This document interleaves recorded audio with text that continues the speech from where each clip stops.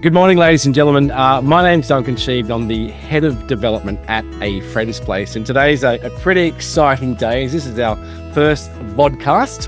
We're going to develop a whole series of these vodcasts for the centre and a bit of a get-to-know-you piece today. And today, I'm very fortunate to have Scott Andrews, who's our Clinical Director. Scott has been a Clinical Director for 12 months, just about. Which is fantastic. And he stepped in his position with a unique blend of experience across social work. This includes funeral care, crisis support and bereavement counselling. Scott's got qualifications in social work and counselling. He began his awareness of grief work as a child, listening to his mother find solace in the McKissick's pioneering ABC radio program and their book, Coping with Grief. His career has taken him from dispute resolution at Optus to work in the funeral industry, 5 years at the Homicide Victim Support Unit, and eventually to A Friend's Place. Today, Scott counsels adults and children. He trains professionals and provides clinical guidance to those working with bereaved and dying populations. His approach is grounded in compassion, lived understanding, and a commitment to honouring the complexity of loss. Welcome, Scott. Thank you, Duncan. I guess to get the first question out of the way, your mum had found comfort listening to the McKissicks on the radio when you were young. What was it like to hear her talk about that program, and how did it plant seeds for your own path? That's an interesting question. I was pretty young at the time when Mel was on ABC National, and I think it was on the weekend where he would be a guest on a radio program for an hour or so. He would talk about grief and loss and take some questions from callers. I don't remember a lot of the content, but I do remember how Mum responded to what Mel was saying, and I could see her draw a lot of comfort from what he was saying. I could see her putting two and two together in terms of our families lost. We lost had a number of our family members die in the Ash Wednesday bushfires. That a traumatic bereavement, and that affected us greatly. And so it was quite a timely radio program to listen to. And so I don't remember the content, but I do remember the effect. And Mel McKissick has a very soothing and calm voice, and talks at a lovely, calm, considered rate. And so when Mum was uptight and talking fast, she could listen to Mel, and that seemed to calm her down and give her a lot of wonderful, effective pointers on how to handle her grief and how to cope with Dad's grief as well. Did you have an idea that you'd end up here, sort of at that point in terms of the path career? How old were you when that first? Well, look, if we go back historically, I did a week of work experience in year 10 at a funeral home. Oh, okay. And I think that was probably the next introduction to that part of life. Mm-hmm. And I see death as part of life. It's not something separate, not something that can be or should be put in the corner as part of life. So I think seeds were sown along the way. Certainly that radio program that that Mum listened to, the funeral director's experience in year 10, probably sowed seeds that took a long time to germinate. And it was when I was studying counselling that I was learning all different types of therapy and all different types of counselling. But it was the grief and loss, the trauma units, and the existential therapy, what's life all about, units that really intrigued me and really drew me to this field, and has kept me in this field for 15 plus years. It's amazing. I guess taking a step back, because you were in corporate for a while at Optus. Yeah. And so why was the shift from Optus to obviously funeral work? How did you get to that jump? Well, being at Optus in dispute resolution or complaints for almost 10 years. Was there a few? There were a few, and these weren't just complaints. These were escalated complaints. Right. So they'd come through customer service, they'd come through their supervisors, their centre managers, and so that by the time it got to our desk, it was very, very messy and complicated and needed a lot of time spent on trying to get some sort of resolution. It was in that space where two people, for example, had the same issue. So if we sent out a bill that was wrong to 125,000 people, we would get lots of complaints and lots of different reactions as well. So even if it was like a $2 surcharge that we shouldn't have put on that bill, but we did, I would get one person on Monday saying, look, it's $2, mate. Just fix it. We're right. It's all under control. Yep, no worries. Okay. I'd get another person on Tuesday saying, how dare you? You put that $2 charge on my bill. I'm going straight to John Laws or Alan Jones. You've not heard the last of this. You don't have any right to put. And it was the two reactions to the one thing that really intrigued me to human nature. Yeah. Why did person on Monday have an okay reaction? And why did person on Tuesday have that reaction? And it was really that simple phenomena that got me intrigued in human nature. So I looked into some counselling courses, found one that fitted my circumstances, and that's where the journey just took off. Understanding why people react the way they do, why they are a product of their experience, the choices we make, and it's just been an intriguing field ever since. So going to the funeral home, I worked there for about 2 years while I finished off some study. So I finished off the last little bit of that counselling degree. And the 2 years in that funeral home, I worked both behind the scenes, so mortuary work, washing cars, as well as front of house work. So picking up families to take them to the funeral of their loved one, staying at the wake with them and then bringing them home again. And so I had a full, I guess, picture of not just the person who had died, but their family, how they reacted, and could see that raw, acute grief that they had almost from day one. And part of my role was to help take care of their loved one's body, to dress them if needed, to make them presentable if possible for a viewing. And it was that real hands-on work that gave me, I guess, lived experience of taking care of people who are experiencing grief. And is that how it is all about the taking care of, like working in that environment must be challenging for a whole host of reasons. Yeah. But that's it.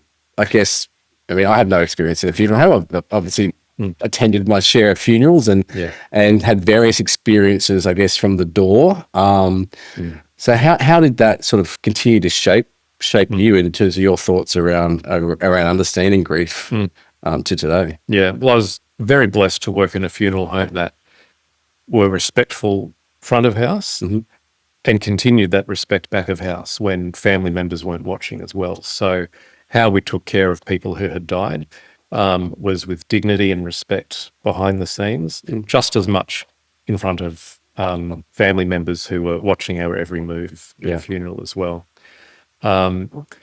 So it taught me to, I guess, have confidence in the process as well. And when we're companioning people through terrible events or the death of their loved one, I find that from my experience from that funeral home, what's left with me is that dignity and respect, not just when people are watching, but when people aren't watching as well, because there are many, many funeral homes that don't carry that respect from front to back. I was blessed to be with one that did, and that really has left, I guess, a legacy for me of carrying that dignity and respect through to what we do here. That's fantastic. The homicide victim support group, you introduced me to the organisation, and I've walked around, their amazing facility that they have. It's intense. Like it's intense walking through there as an individual with the stories, and obviously very traumatic for I guess everyone concerned. What can you share? What the experience taught you about resilience and shock, and what families need when loss is violent and sudden.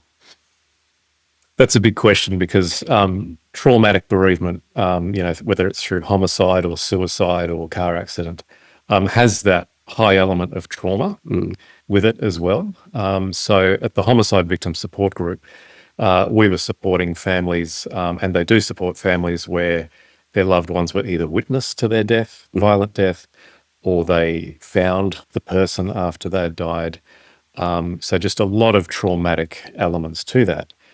And we at a friend's place here see grief as a normal and adaptive process that we go through in order to accommodate loss in our life. So it's a natural process. And if there are high elements of trauma in that process, it can stop a natural grieving process that can happen. So resilience, I could fill a book with the stories of resilience of people that I've seen. And that's not just grown-ups, but that's children as well. So at a friend's place here, we see children from the ages of 3 right up to 18. And I've seen resilient 3, 4, 6, 8, 12-year-olds. I guess my view of resilience might be different to a textbook definition. So if you read a textbook, resilience is, the ability to bounce back or the capacity to get over and move on. Resilience in my book, I think, is not only the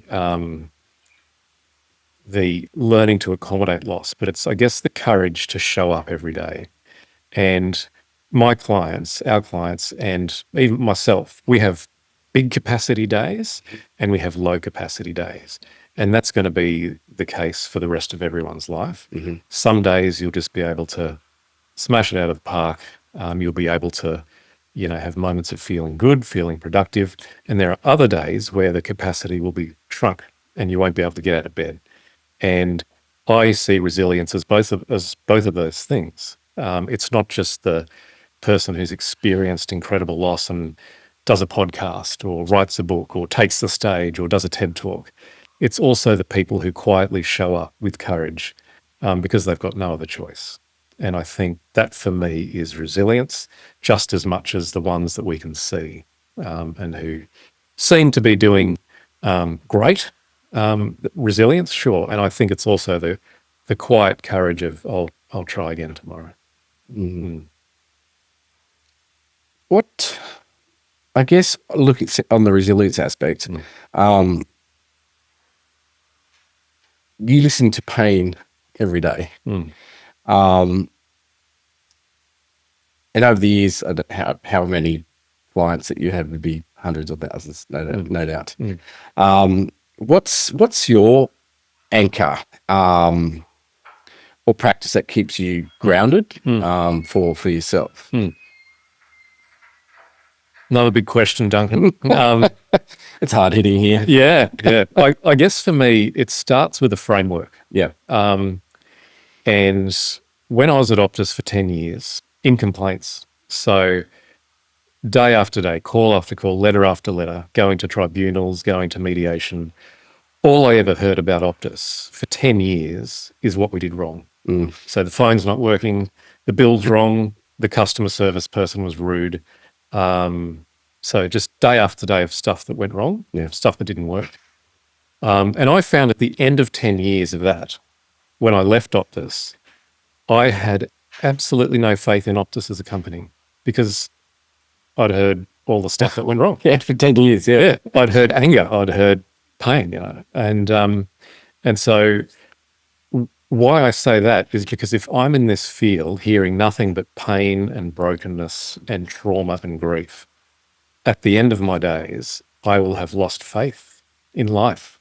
I'll lost faith in people because all I've heard is brokenness and pain. So I think it's a great question you've asked because we do need anchors in life to be able to do the work that we do every day. And I would have to be made from marble to not be affected by the stories I hear. And I have to be affected by the stories I hear.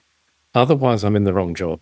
But it's how I manage that, how it affects me, which determines whether I can stay in this field or not. So what I do, my anchors in life, we often talk about trigger points. So, what triggers you, what activates you, what activates your grief. And I think that's important to know. I also think it's important to know what our glimmer points are. So those points in life which bring us awe or bring us in front of beauty. And recent research shows that the capacity to feel awe cultivates resilience. And so if I can just put myself in something, whether it's in front of a flower, a sunset, a loving friend, poetry, art, something beauty that inspires awe, that's one of my glimmer points, and that's one of my anchors in life. I also know that I am not the Messiah, and I can't help everyone. I can do what I do, but not everyone who comes to me or comes to a friend's place will leave getting what they think they need. And so I don't have I can help everyone everywhere. We will do what we do. I will do what we do. And that's all I can do. But all I can do is the best I can do, and that's enough. Yeah. And what we have in our counselling space here is called supervision, which means every month I partake in 2 group supervision sessions, as well as individual supervision. And that's a place for me to talk about the stuff, the stories that have affected me. And I have found over the last 15, 17 years that there are some stories that just hit harder, that go deeper than other stories, for whatever reason that is. And so when I carry that to supervision. And so there's someone that takes care of me. There are groups of people that take care of me that I can rely on when I just need to get something out. And the way that we counsel bereaved people, the model that Mel and Di McKissick have come up with enables us to not carry a lot of stuff around. And so in our courses that we teach, we train professionals and lay people to use that counselling method so we don't carry stuff home. So there's a few of the things that I use to remain anchored in life and to be able to withstand the pain and the brokenness and the trauma and grief that all of us hear every day. Thanks for sharing that. As a clinical director, your job, and congratulations, 12 years, a few months behind you, I guess, on that. But it's been fantastic for me to learn from you in terms of what you do. I've been lucky to be involved with some of the training, which obviously hit hard for me when I did it. So what are in shaping a friend's place for the future? What do you think, or what do you most want to strengthen or change even? That's a good question, because when Mel and Di McKissick started A Friend's Place 31 plus years ago, the landscape was very different.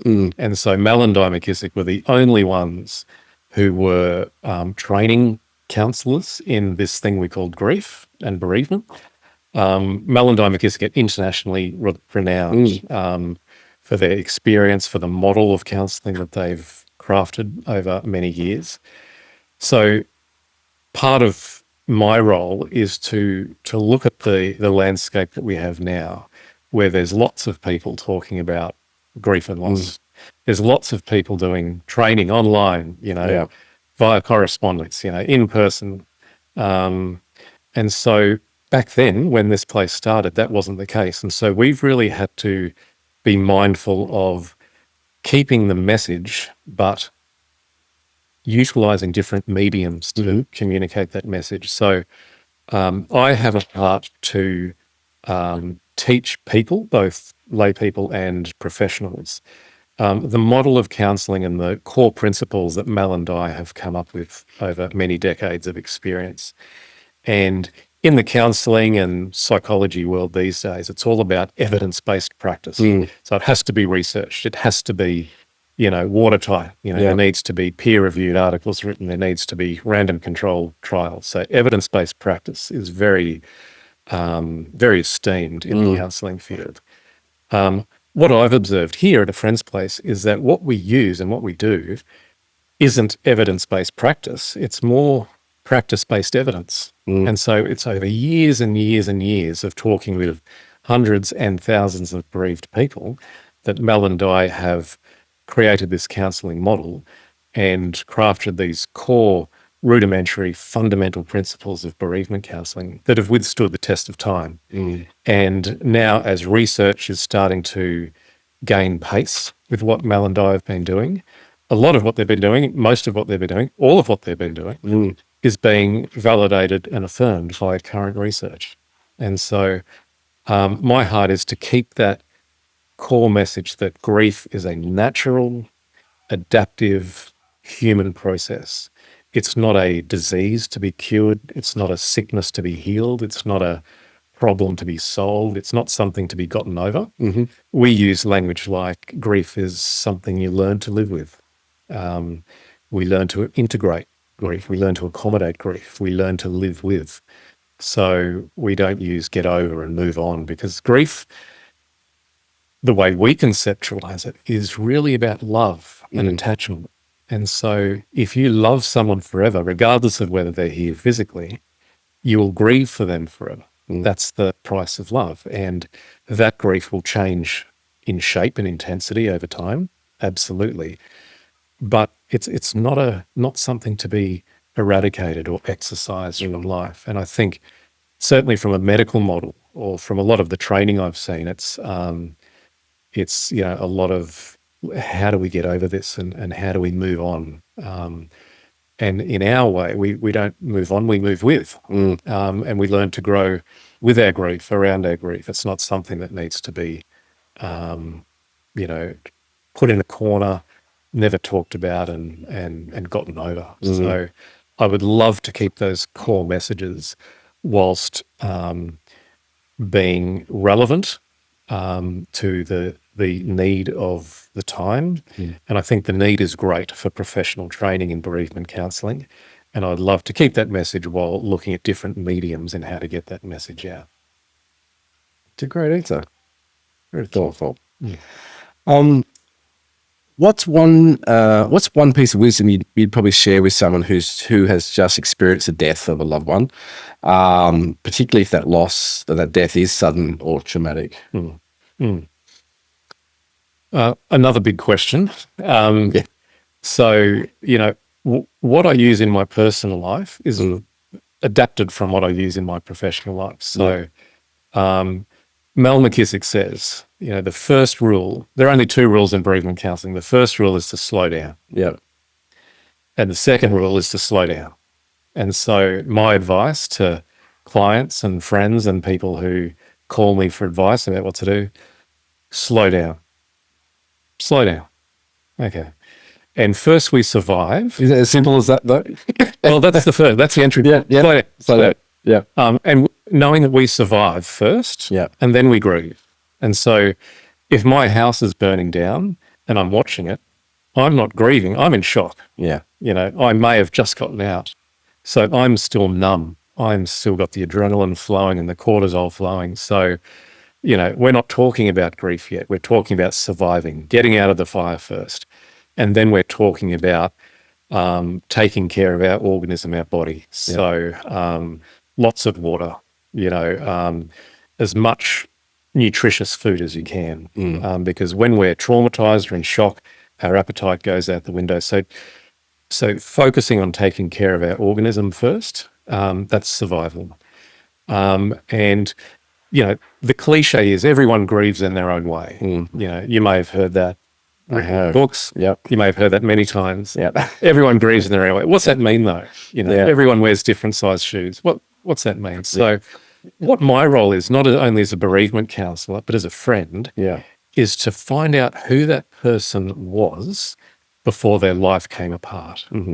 So the more I can get to know that person and who they were before, gives me great insight into their grief journey now. So were they a talker? Were they extroverted before their loved one died? Were they withdrawn? Were they an introvert?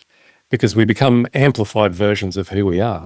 And so if someone was always withdrawn and didn't talk much, didn't talk about their feelings much, didn't cry much, chances are they're not going to suddenly turn into a talker and a crier and a communicator of how they feel. And a lot of people can be concerned because, Duncan was an extrovert and a sanguine person before, and he just won't shut up now. He's talking. Shouldn't he be crying more? Shouldn't he be? Yeah. And knowing that person, who they were before, gives us real good insight into their grief journey now, in terms of behaviours, in terms of patterns of survival as well. And we also know, thanks to Mel and Di McKissick, that regression is part of our grief journey and trauma journey as well. So regression is talking about emotional vulnerability. So adults regress to somewhere between the ages of 8 to 15 years of age in their vulnerability. And so me getting to know that person within that time of their life, and that's a big time of life. You've got puberty, you've got high school, maybe mum and dad are separating. So how did they survive back then? Did they head out with friends? Did they read? Did they head to the beach? Did they go for walks in the forest? Because whatever they did to survive back then, they'll be doing an adult version of that now. Okay. And so when we talk with clients and with friends about these principles, they can then try to extrapolate and glean how I'm going to survive this. What can I do to take care of my organism and to take care of, manage my grief as well? So there are a few of the things that we touch on in our training as well, but they're also things that we can use with our friends and with our family in terms of their emotional vulnerability and their patterns of behaviour and how they survive initially. Well done, Scott. Pleasure, That's Dave. fantastic. No, I really appreciate your time and we look forward to learning more. Pleasure. Anytime. Well, that concludes our very first vodcast for our Friends Place. We're excited to tell more stories of our staff and families. We hope you get a lot out of it, and thanks for tuning in.